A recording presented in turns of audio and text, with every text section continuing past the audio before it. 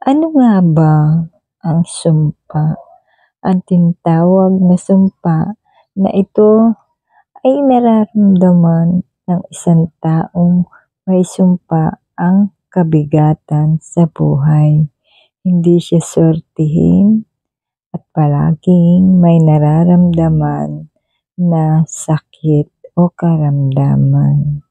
Ang sumpa daw, kasabihan nung unang panahon, ito ay isang salita na nagmula sa bibig ng isang taong matindi ang pagkagalit sa kapwa-tao. Maaring ito ay anak, nagalit ang magulang sa anak dahil hindi nasunod ang kanyang kagustuhan. Maaari din namang nag-aaway na magkaibigan o galit na babae sa kanyang nobyo.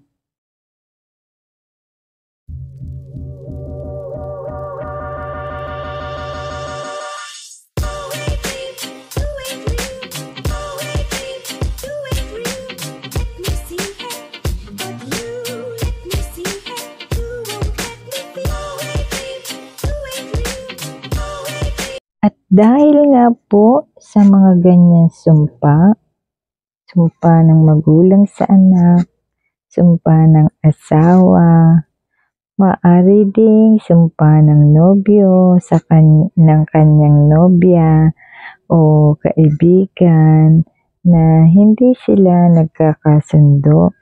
Ang mga salitang binibitiwan, may salitang sumpa, kunyari sinusumpa kita, hindi ka magtatagumpay sa buhay. Ang mga ganyan po ay nagkakatotoo. At ang taong isinumpa ay naghihirap ang buhay. Lalo na po kung galit na galit ang nagsalita o ang sumumpa. Ito po ay tumatalab sapagkat ang ating dila ay makapangyarihan. Bawat bukahin ng ating bibig o bigkasin ng ating bibig, ito po ay kadalasan ay nangyayari. Kaya nga po mahirap ang isang tao na may sumpa. Lahat ng kamalasan, paghihirap, kung ano ang ibinuka ng nagalit na tao, ito po ay siyang nangyayari. Subalit, mayroon naman pong mga paraan na maaari tayong gawin sa mga ganyang pangyayari upang makontra ang mga sinasabing sumpa. So, ngayon, bago po natin ibigay ang solusyon, ay atin muna pong sasabihin kung ano ang nararanasan ng isang taong may sumpa. At kung ikaw ay ganito ang nararanasan, marahil ikaw ay may sumpa. Isiping mabuti kung sino ang taong ito at humingi ng tawad unang-una. Kung hindi kayang humingi ng kapatawaran, gawin mo po ang ituturo kong ito. Ang unang para malaman kung ikaw ay may taglay ng sumpa. Ito po ay kung minsan sinasabi sa atin ng talikuran. Hindi po palaging ito ay harapan. At ang ganitong gawain ay hindi maganda. Kaya nga po ito ay gawain ng mga hindi mabubuting tao. Hirap sa pagtulog, hindi makaahon sa kahirapan, laging may sakit sa miyembro ng pamilya kung ikaw ay pamilyadong tao na? Ang pag-iisip palagi na kahit walang iniisip ay madalas mong nararanasan? Ang pananaginip o pangarap po ba sa gabi pagtulog madalas nang nakakatakot?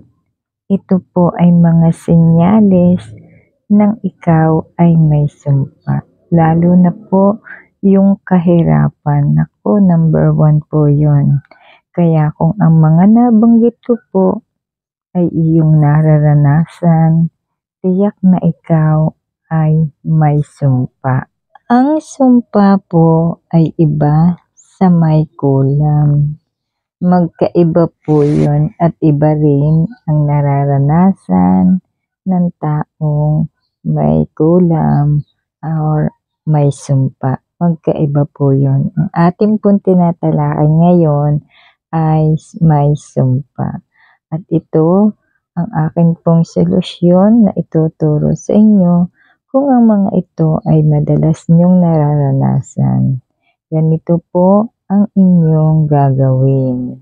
Una, kung kayang humingi ng tawad sa mga taong naalaala nyo na kayo ay sinumpa, humingi kayo ng tawad upang gumaan ang inyong nararamdaman at ang inyong pamumuhay.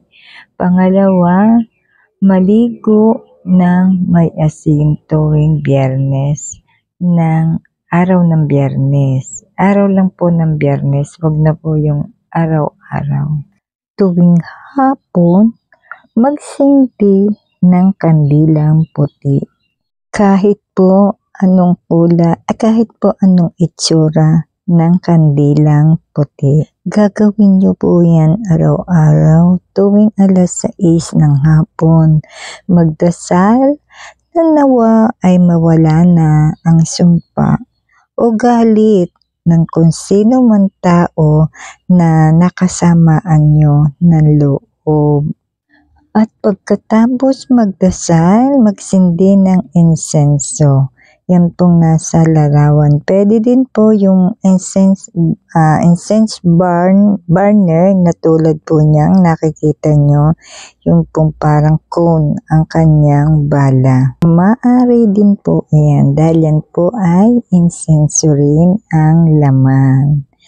At sa umaga, ako po ay maibibigay sa inyong orasyon. Kailangan po yung sikat, yung babagong sisikat pa po ang araw. Kumbaga ay sasabay kayo sa pagsikat o pagtaas ng araw.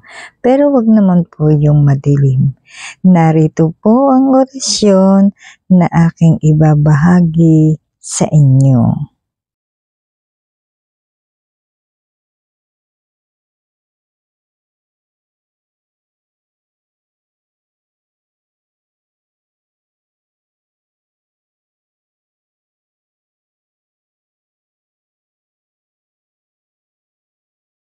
Bigkasin ng 3 beses at iihip sa isang basong tubig at inumin tuwing umaga.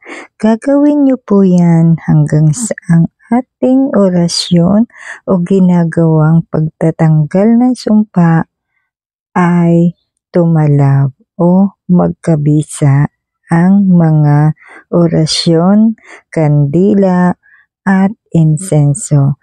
Kung sa palagay niyo po ay nararamdaman niyo na ang kagaanan, ang mga swerte, wala nang nagkakasakit, walang nag-aaway, nakakatulog na tayo ng mahimbing at nagiging magaan ang takbo ng buhay, sigurado po na ito ay tumalab na.